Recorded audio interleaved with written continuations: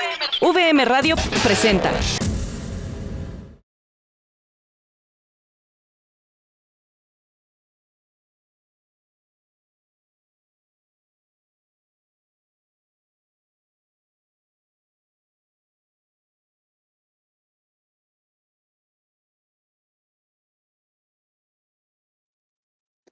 Buenas tardes, bienvenidos al segundo Simposio Internacional de Investigación Sociojurídica. En esta ocasión vamos a iniciar la tercera mesa sobre derechos humanos. Me permito presentar a las participantes en esta mesa. En primer lugar está la maestra Amy Lisset Esquivel Avendaño de la Universidad Americana. Bienvenida. Le damos también la bienvenida a la maestra Carolina Aguilar Ramos de la Universidad del Valle de México. Bienvenida también. Le damos la bienvenida a la maestra Verónica Narváez Mercado de la Corporación Universitaria del Caribe, CECAR. Bienvenida. Le damos la bienvenida a la maestra María Guadalupe Domínguez Martínez de la Universidad Autónoma del Estado de Morelos. Bienvenida. Y le damos la bienvenida a la maestra Karime Cure Requena de la Universidad Cooperativa de Colombia. Bienvenida, maestra. Pues muchas gracias por atender la convocatoria de la Universidad del Valle de México para llevar a cabo este segundo simposio. Y sin más, empezamos con nuestra mesa. La maestra Emily Lisset Esquivel nos dará su ponencia sobre el ciudadano o ciudadana ante la Corte Centroamericana de Justicia. Es especial referencia a la competencia cuando de hecho no se respetan los fallos. La maestra Emily Lisset Esquivel es licenciada en Derecho por la Universidad Centroamericana, es máster regional en Integración Centroamericana y Desarrollo por la Universidad Centroamericana UCA de Nicaragua, la Universidad José Simeón Cañas, El Salvador, y la Universidad Rafael Landívar de Guatemala. Es doctoranda del programa de doctorado en Derecho de la Universidad Americana en Nicaragua. Actualmente se desempeña como coordinadora académica de posgrados y formación continua de la Facultad de Ciencias Jurídicas, Humanidades y Relaciones Internacionales de la Universidad Americana. Es coordinadora académica de la maestría en Derecho Energético, con énfasis en energías renovables y sostenibilidad de la Universidad Americana, y es coordinadora por la UAM de la Red Interdisciplinaria de Investigadores e Investigadoras Nodo Sociojurídico. Adelante, maestra, tiene usted el uso de la voz. Muchas gracias, profesora. Un gusto estar con ustedes este día. Voy a iniciar mi presentación. Agradezco a ustedes por la oportunidad de participar en este evento. Como ya decía, pues nuestra moderadora, el trabajo del que yo vengo a hablar en este momento se centra en la Corte Centroamericana de Justicia, que es el órgano jurisdiccional de nuestro proceso de integración centroamericano que se llama SICA. Pues ante esa corte, ante ese órgano jurisdiccional, los estados centroamericanos le han delegado determinadas competencias que están reconocidas en el Protocolo de Tegucigalpa como instrumento internacional del año 1991 y en el Estatuto del Convenio de la misma Corte. Si gusta, pasamos a la siguiente diapositiva. Y es particularmente importante estudiarlo a efectos de determinar cuál es el acceso de los particulares a la Corte, porque dentro de esas competencias enunciadas en esos instrumentos internacionales de los que le he hecho mención, existen concretamente algunas de las competencias que pueden ser accionadas por los particulares ante este órgano jurisdiccional. Tiene especial relevancia en atención a que usualmente en el derecho internacional público ante órganos jurisdiccionales de corte internacional, el ciudadano tiene sumamente limitada su participación. Por ejemplo, en la Corte Interamericana de Derechos Humanos, el ciudadano no entra por vía directa, tiene que acudir a la comisión, como lo establece el Pacto de San José. Así que resulta un caso peculiar la manera en cómo la Corte ha concebido el acceso de los particulares a ella. Siguiente, por favor. Así es importante comentarles que quien crea la Corte Centroamericana de Justicia como órgano jurisdiccional es el instrumento internacional que en la región se denomina Protocolo de Tegucigalpa a la Carta de la ODECA, que es el protocolo que convierte lo que nosotros en la región teníamos como Organización de Estados Centroamericanos a lo que ahora nosotros conocemos como SICA, Sistema de Integración Centroamericana. Ese protocolo tiene 2 artículos que determinan expresamente la naturaleza comunitaria de la Corte y establecen la función jurisdiccional que debe realizar, que se centra en la aplicación y la garantía de ese protocolo de Tegucigalpa como documento constitutivo del sistema del ordenamiento comunitario de la región y la aplicación de los instrumentos pues, que se deriven de él y de los actos derivados también de los órganos que se crean en función de ello. Así, el protocolo de Tegucigalpa determinaba que debía de crearse un convenio de estatuto que determinara de forma más específica las competencias que debía contener. Y dentro de esas competencias, el literal F del artículo 22 del convenio de estatuto establece que dentro de sus competencias podrá conocer de conflicto entre poderes del Estado y agrega esta última parte que estaba justamente en el título que ustedes han leído. Y cuando de hecho no se respeten fallos judiciales.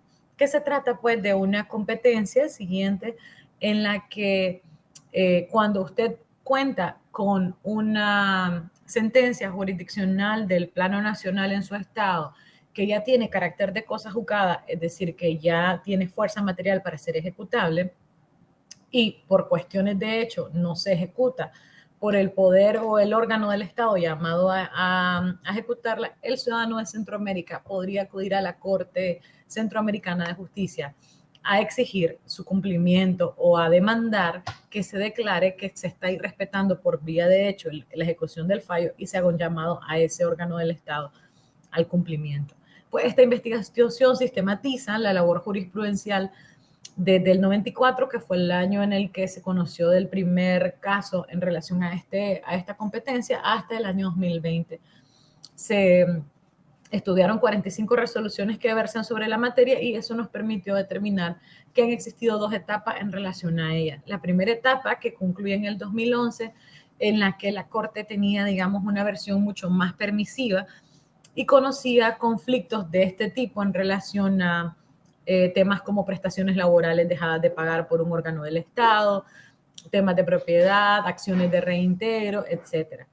En ese periodo o en esa etapa, el derecho comunitario empezó a determinar, digamos, la importancia de la competencia y a declarar en la mayoría de los casos que de hecho se estaba respetando un fallo judicial.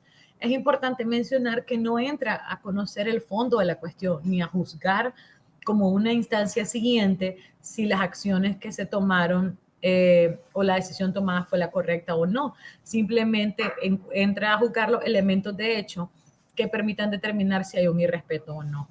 Sin embargo, hubo un cambio de posición, que es la que nosotros hemos denominado segunda etapa, en la que se incluyen nuevos requisitos de admisibilidad que determinan que para que el caso pueda ser conocido, es decir, para que el caso pueda ser admitido, necesita haber una vinculación directa con los principios de derecho comunitario violentados por ese irrespeto de hecho al fallo judicial.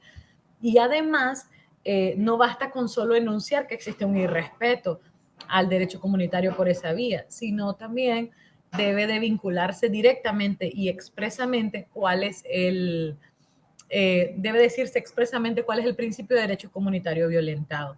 Ante esa inclusión, digamos, de esos nuevos requisitos procesales de admisibilidad, si pasamos a la siguiente, tenemos como consecuencia que en ese periodo de tiempo los nuevos casos conocidos han sido todos fallados por inadmisibilidad. Eso es que desde que se empiezan a conocer se ha determinado que no se ha logrado vincular con el principio de derecho comunitario violentado y en consecuencia la Corte ha decidido no admitirlo.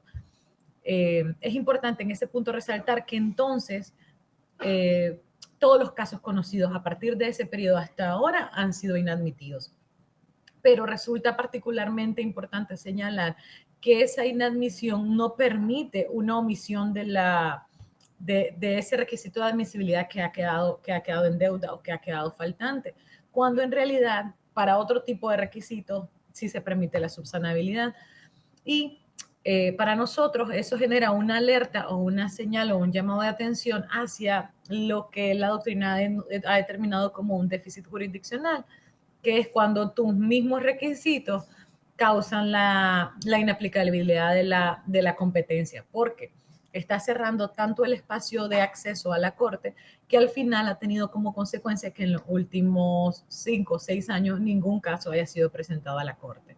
De tal suerte que podríamos estar ante una denegación de justicia por vía de facto.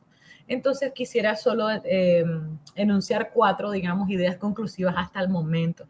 Primero, la inclusión de evidenciar esas 2 posiciones jurisprudenciales, una posición más abierta que permitía conocer los casos de entrada sin que necesariamente se tuviera que ser muy expreso en relación al principio de derecho comunitario violentado, y una segunda postura que es más restrictiva, que ha tenido como consecuencia que a partir de ella ningún caso haya sido admitido y en ningún caso se haya declarado el irrespeto de hecho un fallo judicial. Luego, determinar que la inclusión de esos requisitos en principio del irrespeto, de determinar cuál es el principio de derecho regional vulnerado con el irrespeto de hecho del fallo judicial, no es en su contenido, digamos, contrario al derecho comunitario y no cambia el sentido de la competencia y per se no vulnera, digamos, el derecho del individuo a acceder a la Corte. El asunto está en que en líneas generales el derecho comunitario es muy poco conocido por el ciudadano centroamericano y la inclusión o la exigencia sine qua non de esos requisitos te coloca ante un derecho sumamente especializado que el ciudadano no conoce y que le estará pidiendo un requisito que realmente no está llamado a cumplir ni no lograría cumplir. Así que la aplicación de esos requisitos sin oportunidad de subsanarlos, pues sí, ciertamente puede estar vulnerando el acceso real y efectivo a la Corte Centroamericana de Justicia. Y finalmente, la Corte tiene otras competencias que pueden ser accionadas por el ciudadano. Y si se estudian esas otras competencias en las cuales un ciudadano centroamericano puede acceder a la Corte, se puede constatar la naturaleza de que los casos que puede conocer tienen que ser casos relacionados al derecho comunitario. Así que efectivamente esta competencia de conocer sobre cuando de hecho se irrespeten los fallos judiciales también tiene naturaleza comunitaria, solamente que debe evaluarse con precisión cuál es el alcance de la exigencia de la vinculación directa. Muchísimas gracias. Muchas gracias, maestra Amy. Yo creo que es muy interesante esto, que los ciudadanos conozcan de estos mecanismos, porque son fundamentales para la promoción y protección de los derechos humanos. Muchas gracias, maestra. A continuación, seguimos con la maestra Carolina Aguilar Ramos, de la Universidad del Valle de México, con su ponencia Acciones colectivas para la defensa del derecho al medio ambiente. Tiene el uso de la voz, maestra. Muchas gracias, maestra. Antes que nada, me gustaría tomar un par de minutos para dar las gracias por la invitación a participar en este segundo simposio internacional, a la doctora Elvira Luna por esta oportunidad de poder charlar en esta ocasión con todas y todos ustedes. Quisiera nada más corroborar si se están visualizando, ya se visualizan mis diapositivas. Muchas gracias. Maestra Yasmín, ¿me puede apoyar con la siguiente, por favor? Bien, hoy vengo a hablar con ustedes acerca de un tema de importancia y de relevancia, en específico porque voy a hablar acerca de la protección jurisdiccional del medio ambiente. Es menester, antes de tratar al medio ambiente desde la perspectiva de los derechos humanos, hablar acerca de la globalización. Este concepto de polisemia y de naturaleza emergente que ha generado una interrelación masiva entre agentes locales e internacionales, ha obligado a que el derecho responda ante la nueva necesidad de generar nuevas tipologías de un alcance de nuevas prerrogativas que van desde el aspecto individual hacia lo que entendemos hoy en día como colectivo o difuso. Por otra parte, nuestra Constitución política establece desde 1999 que el derecho al medio ambiente sano es de importancia, ya que tiene una doble dimensión. Por una parte, se inclina hacia la protección del ambiente como un bien jurídico fundamental per se, y a su vez, genera la interdependencia con el aseguramiento de condiciones óptimas para la vida humana. Asimismo, contamos con una serie de instrumentos jurídicos de relevancia en materia de equilibrio ecológico, desarrollo forestal, vida silvestre, cambio climático, entre otros. ¿Me apoyan con la siguiente diapositiva, por favor? Esto conlleva entonces a repensar ¿Qué entendemos por protección al medio ambiente? Ello implica también que por lo menos queden cubiertos 4 aspectos fundamentales de esta prerrogativa. Primero de ellos es que exista la cobertura de necesidades de las generaciones actuales, pero también las generaciones futuras.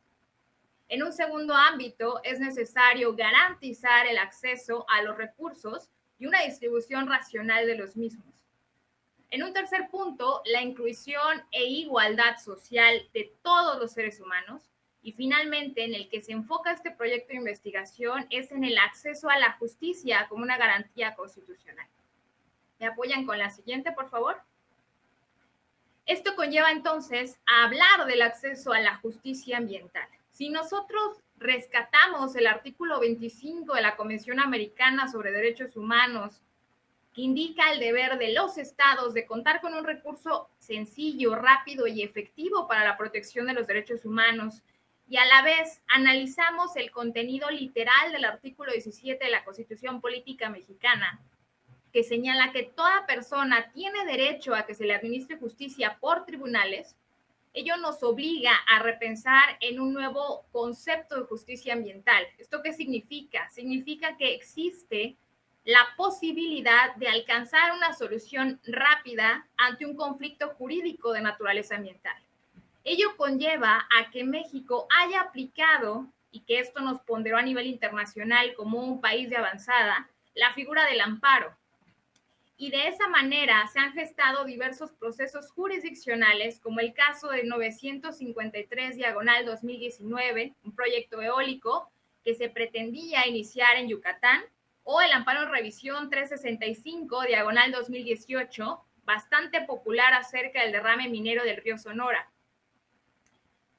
No obstante, es necesario repensar que con base en una reforma constitucional que surge en año 2010, es decir, un año previo a la reforma en materia de derechos humanos en México, que no solamente contamos con un medio jurisdiccional conocido públicamente por el amparo. ¿Me apoyan con la siguiente diapositiva, por favor? Hoy en día es menester también accionar lo que se conoce como class actions, acciones de grupo o de clase, o simplemente procesos colectivos.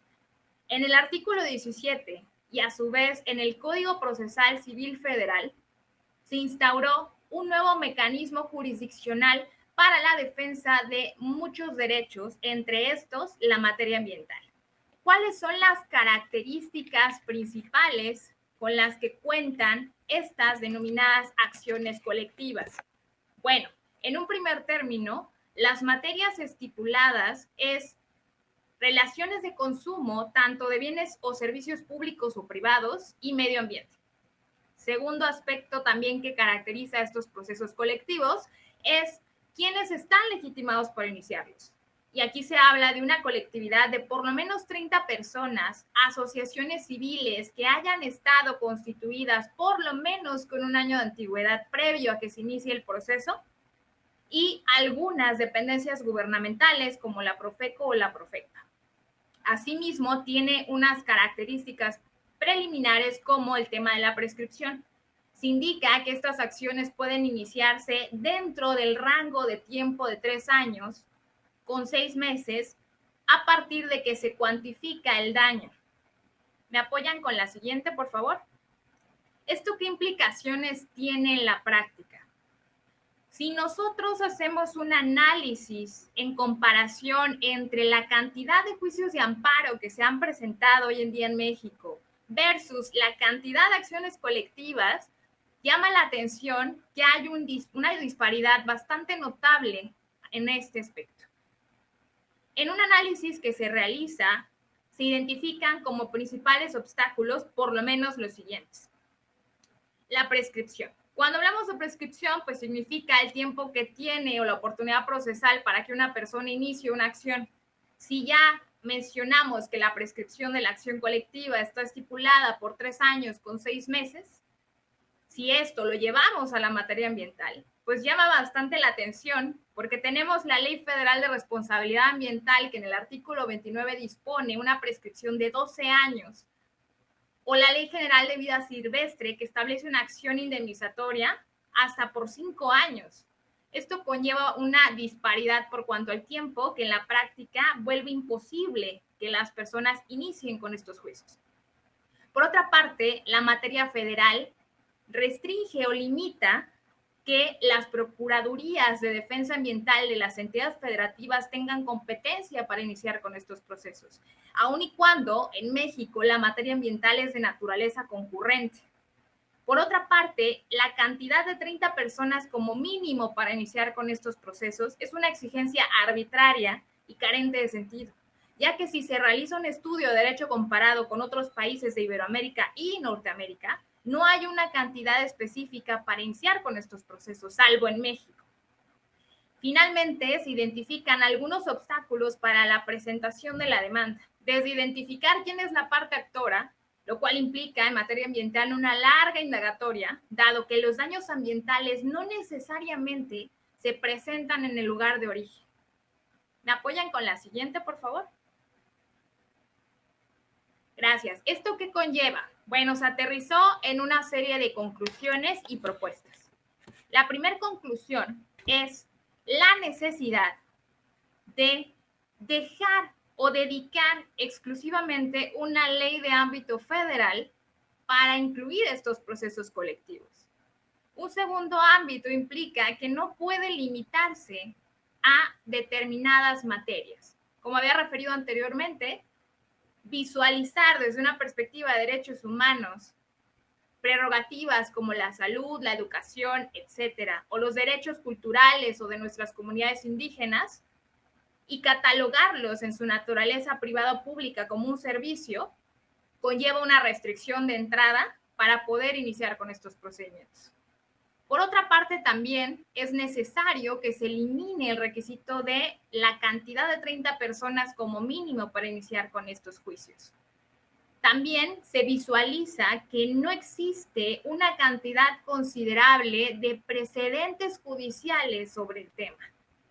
Y finalmente, como propuestas, se aterrizan las siguientes. En un primer ámbito, existe la necesidad de contar o gestar por parte del Poder Legislativo mexicano en una ley específica que trate estos procesos. En segundo término, debe de existir un protocolo para quienes aplican este tipo de juicios. Y finalmente, es urgente la capacitación tanto de las y los litigantes como de todas las partes involucradas en los procesos. Muchísimas gracias. Agradecemos mucho la participación de la doctora Carolina. Es un tema fundamental, sobre todo cuando están en riesgo no solamente los derechos, sino los defensores de los derechos humanos en México. Muchas gracias, maestra Carolina, por su participación tan relevante.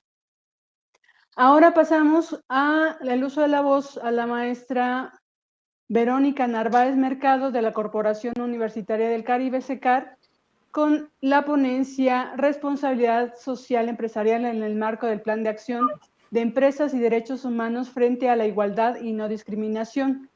Un estudio de caso, México, Colombia, Brasil, años 2020-2021.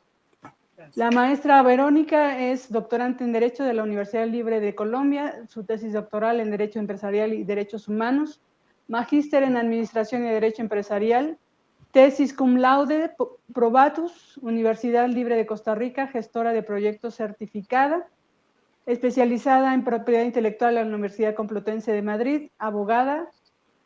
Su tesis fue laureada de la Universidad Libre de Colombia, es conciliadora, auditora interna del BASC, par evaluador reconocida por MinCiencias, investigadora junior, MinCiencia, autora y editora de colección de libros.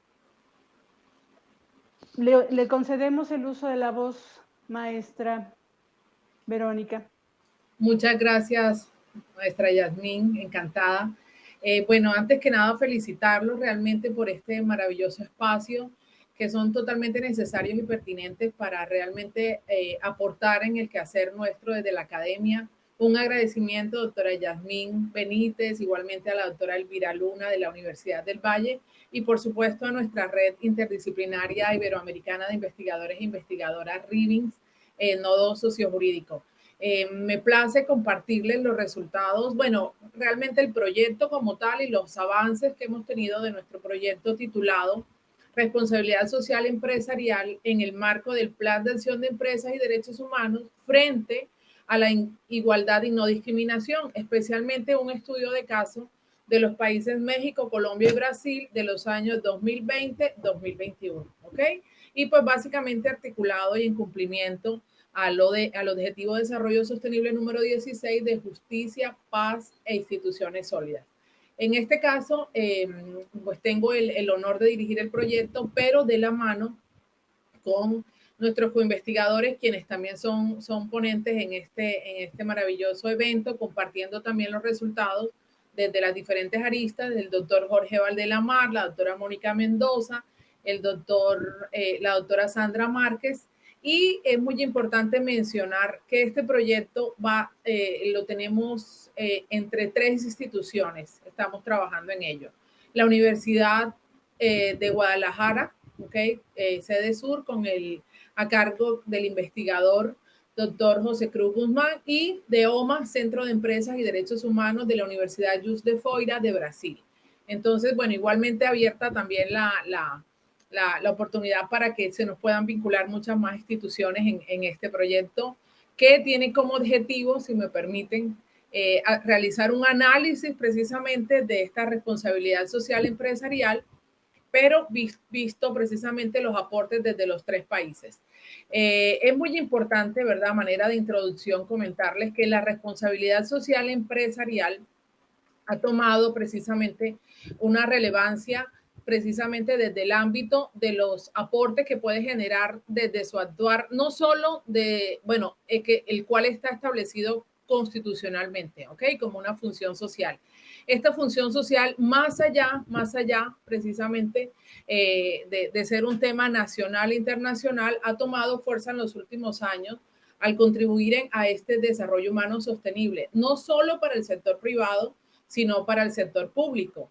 Esta responsabilidad social empresarial tiene el objetivo de velar por el sentido ético, ¿verdad? En 2 contextos diferentes. Uno, para describir realmente lo que de hecho están haciendo las empresas, y 2, para describir precisamente cuál es lo que debería estar realmente haciendo la empresa desde esta función social, pero aunado precisamente a un enfoque de derechos humanos, en donde pues esta investigación, este proyecto nace como resultado de investigaciones previas en las cuales logramos, a través de un pilotaje y un diagnóstico con empresas de la región Caribe colombiana, tanto transnacionales, multinacionales, grandes, pequeñas y medianas, logramos determinar que hay un gran desconocimiento en cuanto al cumplimiento de estos objetivos de desarrollo sostenible frente a este enfoque también de ser garante frente a los derechos humanos,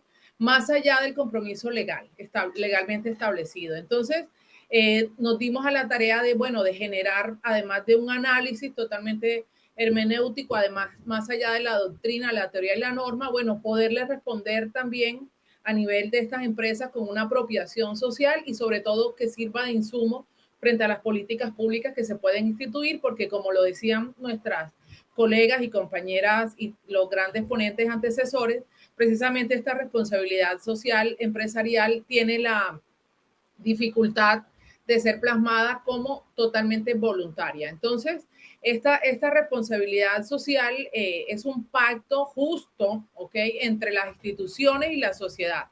Entonces, la empresa necesita contribuir al bienestar de esta sociedad, pero desde un enfoque virtuoso, ¿ok? Como les digo, es totalmente establecido como función social constitucionalmente. Además, hay una seria responsabilidad moral con la sociedad. En el caso colombiano se logró determinar que muchas empresas fueron victimarias, ¿ok?, en el marco del conflicto armado. Entonces, por eso hablamos de esta responsabilidad moral, mucho más allá de esta retribución económica. Planteamos que el enfoque triple Buron, o sea, a nivel teórico, nos indica que la responsabilidad social empresarial tiene un triple beneficio, ¿ok?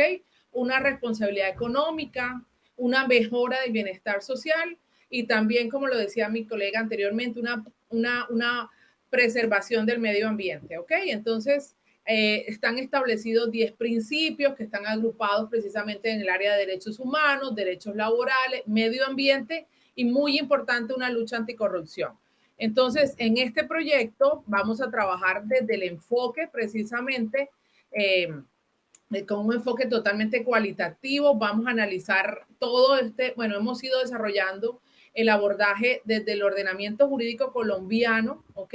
Pero en el cual Colombia implementó estos principios rectores de las Naciones Unidas. Desde el 2015 se ha hecho un trabajo importante, ¿verdad?, en donde se ha articulado a la empresa, la sociedad civil, la academia, ¿ok? Y el gobierno colombiano generó precisamente la construcción de un plan nacional en derechos humanos y empresas, liderado por la Consejería Presidencial de los Derechos Humanos como esta entidad promotora. Este plan no es más que un medio construido de manera tal que busca una participación activa. O sea, realmente se generó pues un diagnóstico, ya vamos por la segunda fase, hubo una interacción con la sociedad civil, hubo apoyo también de la comunidad internacional, precisamente para garantizar este respeto a los derechos humanos en las actividades empresariales, y fue tomado en cuenta en la construcción del plan como tal. Nosotros nos hemos hecho unas preguntas, o sea, realmente, ¿cómo determinamos si esta responsabilidad se está cumpliendo debida y diligentemente? ¿Ok? Es cuando hablamos de que la responsabilidad social no puede ir sola y que los ordenamientos jurídicos deben estar alineados con los códigos de ética internos que tienen las empresas para poder lograr el cumplimiento de esta responsabilidad. Reiterados en el Plan de Acción de Derechos Humanos y Empresas, pero como un instrumento de política pública, ¿ok?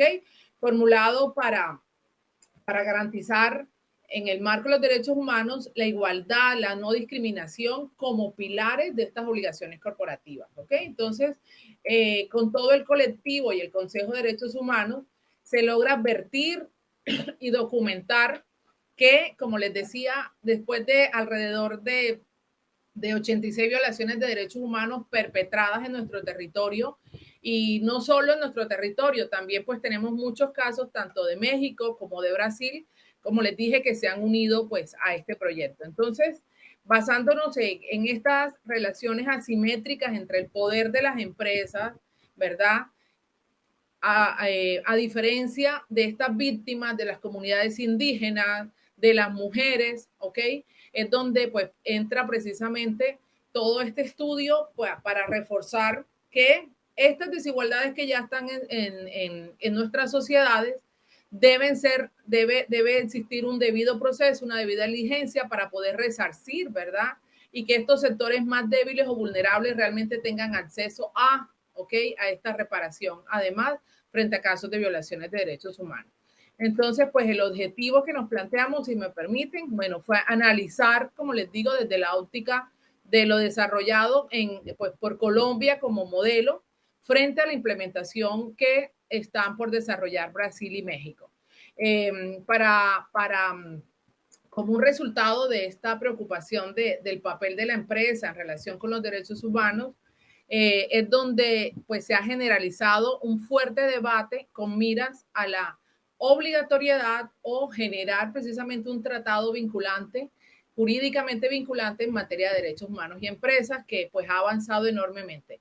Entonces, bueno, frente a las diapositivas, lo que les quería comentar, ¿verdad?, que hemos hecho pues un fuerte trabajo donde estamos sustancialmente participando de la mano con el gobierno, la sociedad civil, las comunidades, la academia, para poder generar un aporte y generar y fomentar una apropiación social de conocimiento en pro al cumplimiento de estos objetivos de desarrollo sostenible, ¿ok?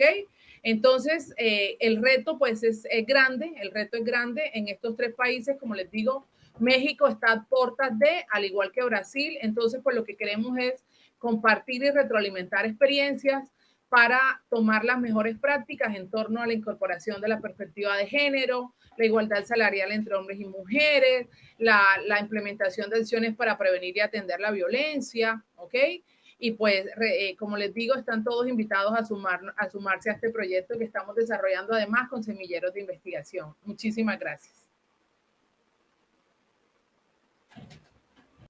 la participación de la maestra Verónica Narváez Mercado, y creo que tiene un punto importante también por un objetivo, a lo mejor no explícito de este simposio, es que podamos fortalecer las redes de investigación en Latinoamérica. Entonces, si alguno de ustedes considera que puede tener algún tipo de vinculación con otra universidad, con otro investigador, con gusto hacemos el puente justamente para que podamos así seguir avanzando en el fortalecimiento del conocimiento latinoamericano, ¿no? Muchas gracias, maestra, también por el tema del objetivo de desarrollo sostenible, que finalmente ese son uno de los caminos por los cuales llegar también a instituciones sólidas y la paz. Muchas gracias, maestra, por su participación. Ahora le damos el uso de la voz a la maestra María Guadalupe Domínguez Martínez. Ella es licenciada en Derecho por el Centro Sindical de Estudios Superiores de la Confederación de Trabajadores de México. Es maestra en Derecho por el Programa Nacional de Posgrados de Calidad del Consejo Nacional de Ciencia y Tecnología en la Facultad de Derecho y Ciencias Sociales de la Universidad Autónoma del Estado de Morelos. Actualmente es doctorante en Derecho y Globalización por el Programa Nacional de Posgrados de Calidad del Consejo Nacional de Ciencia y Tecnología en la Facultad de Derecho y Ciencias Sociales en la misma universidad. Cuenta con 2 diplomados de Derechos Humanos y 2 diplomados en Juicios de Amparo. Es miembro del CIREC México y miembro del colectivo feminista Mujer Nunca Permitas, donde se presentan servicios jurídicos, psicológicos y se brinda acompañamiento a las mujeres en situación de violencia o que están pasando por una situación vulnerable. Es docente de la Universidad Guizar y Valencia con las materias de Sociología Jurídica y Derechos Humanos. Adelante, maestra, tiene usted el uso de la voz. Hola, buenas tardes, agradezco la presentación. De igual forma, me permito agradecer por este espacio que nos dan para poder compartir los conocimientos y a su vez nosotros poder retroalimentarnos por el segundo simposio internacional que organiza la Universidad del Valle de México. Sin más preámbulo, me gustaría entrar de lleno al proyecto. Como tal, está titulado La Procuración del Desarrollo Integral como un mecanismo tuitivo de la niñez, la Procuración del Desarrollo Integral como un mecanismo tuitivo del interés superior de la niñez, una faceta de la justicia transicional en México. Como tal, con este proyecto se busca, por lo regular los jueces siempre tienden a garantizar, de cierta forma, el cumplimiento de una pensión alimenticia, y han dejado muy de lado el lado de lo que es el desarrollo integral, su procuración. Obviamente, en ese sentido, nosotros vemos que el artículo 4, párrafo 9, señala también como sitio principal del interés superior del niño la procuración precisamente de ese desarrollo integral. Para lo cual, en esta investigación se pugna por ver una faceta de la justicia transicional, pero antes me gustaría dar una pequeña definición acerca de lo que es esa justicia transicional, en qué se basa y cuáles son esos 4 pilares.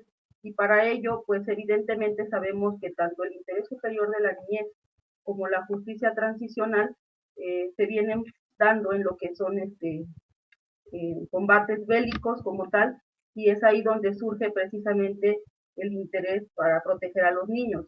Aquellos niños que quedan obviamente desamparados ante un conflicto de este tipo, de naturaleza, y evidentemente, pues esta investigación, voy a remitirme un poquito acerca de lo que es el desarrollo integral, acerca de lo que es la procuración y demás, para poder dar un preámbulo. Como desarrollo integral tenemos que se entiende como aquel desarrollo integral infantil, que es un proceso interactivo de maduración que resulta de una progresión ordenada del desarrollo de habilidades perceptivas, motoras, cognitivas, de lenguaje, así como de socioemocionales y de autocontrol. Y por interés superior del niño tenemos que va a ser aquel que consiste en buscar la mayor satisfacción de todas las necesidades de niños, niñas y adolescentes, y su aplicación exige adoptar un enfoque basado en derechos que permita garantizar el respeto y la protección a la dignidad integral física, psicológica, moral y espiritual de los niños, para lo cual lo que es el interés superior del niño se han visto 5 claves para poder aplicarlo. Entre ellas nos muestra que se contrapone la visión adultocéntrica. ¿Qué quiere decir esto? Pues quiere decir que anteriormente los jueces se basaban en las decisiones que los padres pudiesen llegar a tomar en atención a sus progenitores, y en ese sentido pues siempre se pugnaba por lo que los padres querían y aplicar hacia sus hijos. Es decir, era y sigue siendo una lucha de poderes en la cual obviamente se está contraponiendo los intereses de los padres a los de los propios hijos, conocida como paradigma de la situación irregular. Entonces, hoy en día tenemos que esto ha dejado de aplicarse como tal y hoy en día se basa más en la decisión también de los niños. Es decir, el juez ya hoy en día escucha qué es lo que los niños requieren, qué es lo que los niños necesitan, y en base a eso también evidentemente pues pasa a dar un trato diferenciado a los niños, anteponiendo pues el interés superior del niño. Claro que eso siempre va a tener que ver en un interés de beneficiar a los niños y también tiene que ver el grado de madurez que los niños vayan adquiriendo.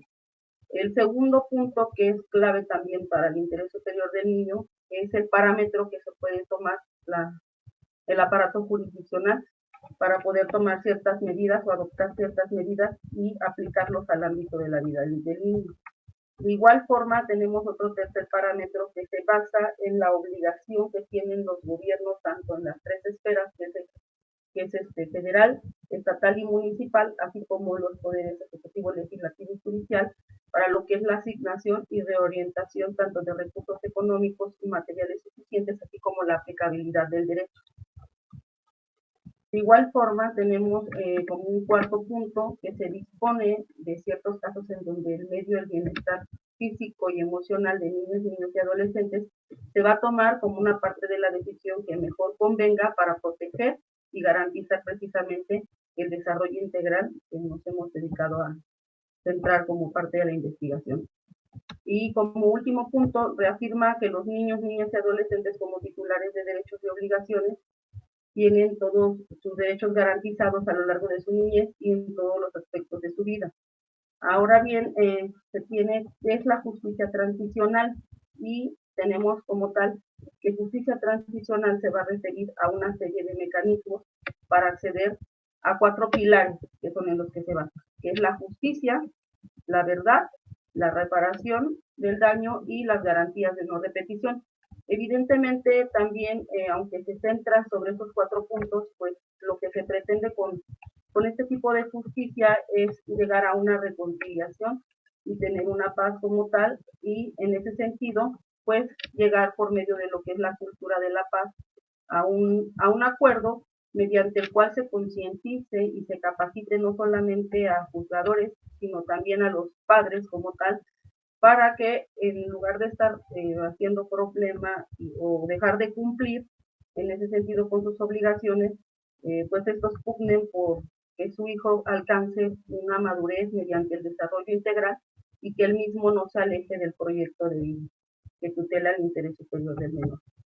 De igual forma, pues en ese sentido, la justicia transicional tiene un enfoque en la infancia y en la adolescencia. Cabe mencionar que obviamente la justicia transicional es una figura que se viene aplicando en África, en Colombia, por ser países pioneros, aunque como bien decía en un principio, este tipo de justicia pues viene aplicada en conflictos de guerra, y nosotros pretendemos aplicarla en esta investigación en un ámbito meramente familiar. Esto es por el tinte que la misma trae, en virtud de que se busca evidentemente llegar a una conciliación de tipo familiar tipo a la de los medios alternos de solución de controversias. Entonces, pugnando por esta figura, pues tenemos como conclusiones que es necesario apostar por una nueva forma de hacer justicia, en donde se impere por el desarrollo integral del menor y los niños sean portadores de su propia voz y decisiones pugnando de esta forma por un interés superior del niño y la progresividad de la que nos habla el artículo 1 constitucional de los derechos humanos. De igual forma, la justicia transicional proporciona un enfoque de tipo multidisciplinario, donde nos vamos a ayudar de ciencias y de contextos como lo que es el contexto social, político, económico y cultural, y por ende se va a convertir en un instrumento integral para el desarrollo y protección del menor. De igual forma, corresponde al Estado, la familia y a la sociedad proteger lo que es el desarrollo integral de la niñez. Asimismo, se requieren acciones diferenciadas para poder garantizar lo que es el desarrollo integral.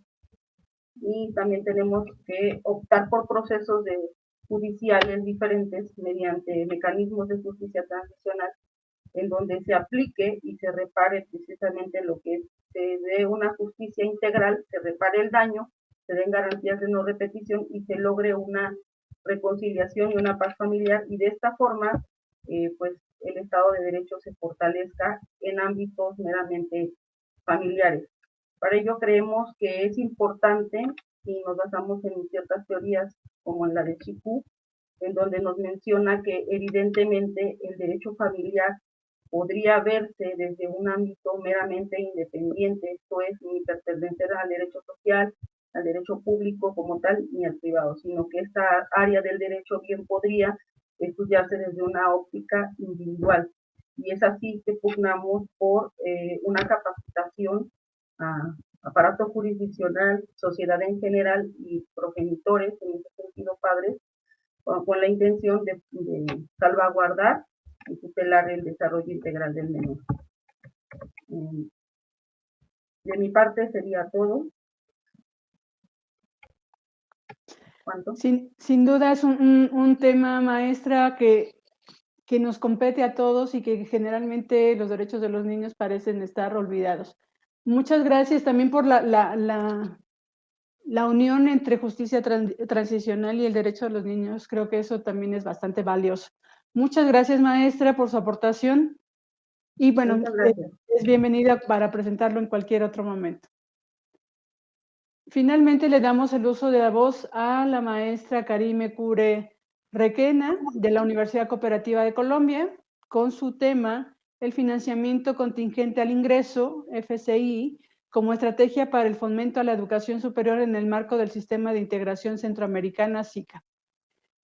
La maestra Karime es abogada por la Universidad Industrial de Santander, es especialista en políticas públicas por el Consejo Latinoamericano de Ciencias Sociales, CLACSO, Argentina y la Facultad de Ciencias Sociales, FLACSO, Brasil, MBA con énfasis en el Derecho Internacional de la Saggese University en Beirut, Líbano, es candidata a doctora en Altos Estudios Latinoamericanos con énfasis en Educación de la Universidad Nacional de Plata, Argentina, es profesora investigadora de la Universidad Cooperativa de Colombia, en las líneas de políticas, derechos humanos y democracia, es catedrática en las áreas de Derecho Internacional Público y Privado y Derecho Constitucional Colombiano, es coordinadora del Semillero de Investigación Iván Guerrero Gómez, evaluadora también de artículos científicos, ponente y coorganizadora de eventos académicos nacionales e internacionales.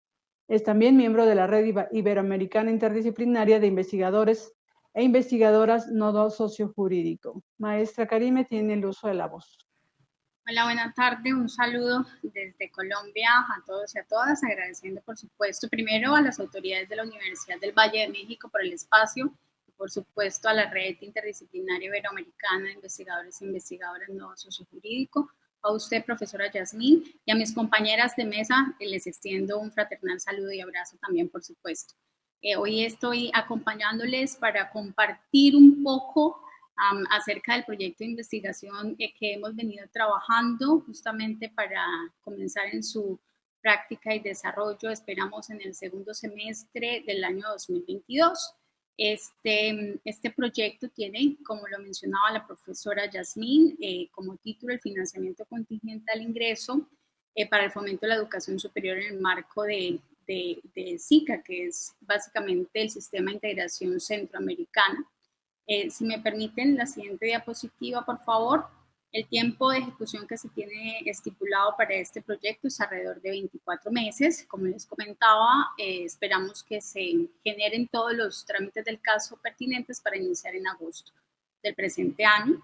En este proyecto tengo el placer y el honor, por supuesto, de fungir como investigadora principal y me estarán acompañando, por supuesto, los compañeros también investigadores en calidad de coinvestigadores, en este caso puntual, el profesor Eduardo Andrés Calderón, la profesora Roxana Guerrero y el profesor Tirso José Celedón. El profesor Eduardo Andrés Calderón está adscrito también a la Universidad Cooperativa de Colombia, Campus Bogotá. La profesora Roxana y Tirso, por su parte, nos estarán acompañando desde la Universidad Americana en Nicaragua, universidad que también, por supuesto, hace un tiempo se unió a nuestra red y que acá estamos ya mostrando un poco los frutos y que este evento también, por supuesto, no es otra cosa más que la consecución de frutos y de objetivos en esta red. En la siguiente diapositiva, justificación, acá me permito hablar un poco acerca de cuáles son esas situaciones puntuales que nos llevan a nosotros a abordar este tema. Aquí hay digamos que unas variables muy importantes, unas categorías de análisis que valdrían la pena revisar. La primera de ellas es la realidad y los contextos de la educación latinoamericana y centroamericana, que ciertamente tienen unas diferencias, pero también muchas otras similitudes por la precariedad de los sistemas, los retos y los desafíos actuales de esos sistemas y lo que tiene que ver con el SICA puntualmente y el financiamiento contingente al ingreso. Entonces, en lo que tiene que ver con la región centroamericana y latinoamericana, en lo que converge al factor educación, pues por supuesto que es menester indicar que hay unas situaciones de complejidades traídas por la pandemia importantes, en donde son regiones o países en donde acceder al sistema de educación superior es todavía prácticamente un privilegio de pocos y que ha sido exacerbado de forma vehemente por la crisis que ha traído la pandemia por COVID-19. Los indicadores en el caso de Colombia, en la región centroamericana, en ese sentido no son alentadores, pasando incluso más allá o sin ni siquiera llegar al asunto de la calidad, de la infraestructura. Solamente el hecho de la cobertura de por sí ya es un problema bastante estructural y coyuntural que necesita ser abordado a partir además de la responsabilidad de los roles que juegan los estados en este sentido. Digamos que en algunos de esos países se habían generado unos avances importantes antes del 2020, pero con estos 2 años de pandemia, el sector educativo, al igual que muchos otros sectores, han visto un retroceso abismal y hemos ido regresando a las cifras alarmantes que teníamos hace 2 décadas en cuanto a acceso a la educación, entre otros aspectos también, por supuesto. En ese sentido, como les mencionaba, esas realidades de ese componente es importantísimo y fundamental tenerlo si queremos de alguna manera lograr salir un poco de este bache y de esta situación tan conflictiva y tan problemática en que nos ha puesto el COVID. Por otra parte, en lo que respecta a esa alianza estratégica, que es el Sistema de Integración Centroamericana, que busca justamente este proyecto es aproximarnos, si se quiere, de alguna manera a lo que ha sido la experiencia de algunos países latinoamericanos que han sido casos de éxito, si se quiere, a partir de la adopción de este financiamiento de contingente al ingreso. Cabe resaltar que este concepto es algo que no es creado en Sudamérica, que ha sido adoptado justamente de algunos otros casos de éxito internacionales, como es el ejemplo de Australia. Ahí ha sido también, digamos, regulado de alguna forma en el Congreso, bueno, en Colombia, en el Congreso de la República, con la ley 18 y 19 del 2016, en donde se generaron un tipo de discusiones muy importantes acerca de qué se pretendía con este financiamiento contingente al ingreso en el caso puntual de Colombia, en donde algunos de los legisladores en su momento mencionaban que justamente este financiamiento contingente lo que permite es que un grupo determinado de personas puedan acceder a la educación superior e incluso, y que de alguna manera incluso en su condición posterior de egresados, de alguna forma también puedan contribuir de manera sistemática y de manera permanente y de manera general al pago de la deuda sin que su mínimo vital se vea afectado, ¿cierto? Es una relación básicamente en cadena solidaria, comienza con una financiación directa hacia una primera generación de individuos, quienes en la medida que empiezan a concebir o a percibir, perdón, esos ingresos poco a poco que ya van a ser susceptibles de ser grabados, podrán ir financiando también la prestación de este servicio, ¿no? Entonces es un concepto más desde lo solidario, más desde lo común y no tanto desde lo individual. Además que en el caso puntual de Colombia, por ejemplo, se ha dado que estas deudas se daban en dólares y que con la volatilidad del peso colombiano terminaban pagando unas excesivas sumas de dinero, por un lado. Por otro lado, también es importante decir que a veces cuando el recién egresado tiene unos ingresos no muy elevados después de hacer pagos de prestaciones de las prestaciones sociales debidas y el pago a la deuda por el préstamo universitario, muchas veces terminaban devengando menos del salario mínimo vigente legal a la fecha. Y eso ya está claramente delimitado y establecido como algo inconstitucional en el caso de Colombia por la Corte Constitucional. Entonces, en este caso, que pretendemos en este proyecto, por supuesto, es abordar a partir del caso de Colombia y también de otro caso muy particular e importante en Latinoamérica, como ha sido el caso de Chile, en donde también implementaron esta figura. Entonces, analizar a la luz de estas dos situaciones puntuales, cuáles serían entonces los posibles usos y posibilidades también mismas para Centroamérica. La siguiente diapositiva, por favor, en lo que respecta al financiamiento. La siguiente diapositiva nos planteamos esta pregunta-problema, que es el financiamiento contingente al ingreso, una herramienta viable para el fomento de la educación superior bajo, digamos, la dinámica del sistema de integración centroamericana. Esa sería como la pregunta que nosotros empezamos pretendemos respondernos con la investigación. El objetivo general, siguiente diapositiva, nos habla de analizar la viabilidad e implementación del financiamiento contingente al ingreso para el fomento de la educación superior en el sistema de integración centroamericana. Los objetivos específicos que hemos establecido, siguiente diapositiva, son el primero, determinar la naturaleza y si en realidad esta figura podría ser viable para el SICA, examinar ese ordenamiento jurídico vigente en Centroamérica a partir de las experiencias de los países que ya les venía comentando. Y por último, que de alguna forma es lo que ya esperamos que se vaya dando más adelante a manera de resultados, como lo establezco en la diapositiva penúltima, lo que se busca y se genera es realizar una serie de propuestas, de recomendaciones justamente acerca de lo que consideramos que debe ser la aplicación e implementación de esta figura del financiamiento contingente al ingreso en el sistema de integración centroamericana a partir, por supuesto, de sus propias dinámicas, a partir de sus propias realidades y complejidades dentro de su sistema educativo. La metodología de la presente investigación, siguiente diapositiva, por favor, nos dice que utilizaremos un método analítico para poder conocer de forma certera, detallada, por supuesto, el objeto de estudio, a partir de cada una de las categorías de análisis que ya brevemente se las estaba comentando al inicio justamente de mi intervención. Otra cosa acá en lo metodológico es que esperamos, y por eso estos espacios son tan importantes, generar las alianzas necesarias, y la invitación, como decía la profesora Verónica en su momento, es abrir la red para que podamos invitar a otros colegas que consideren que con su experticia y conocimiento nos puedan también proveer, digamos, de una buena experiencia para la debida consecución de los objetivos del proyecto. Porque aquí queremos acompañar una revisión de derecho documental y derecho comparado también con un poco de trabajo de campo. Y buscamos es aplicar entrevistas incluso a estudiantes que estén en estos momentos accediendo y que incluso ya en su condición de egresados y que se encuentren pagando lo que han sido los préstamos educativos, para saber cuál es la percepción que ellos puedan tener de este financiamiento contingente al ingreso. Entonces ahí vamos a tratar de utilizar estos varios instrumentos de análisis y de estudio para poder tener unos resultados mucho más robustos.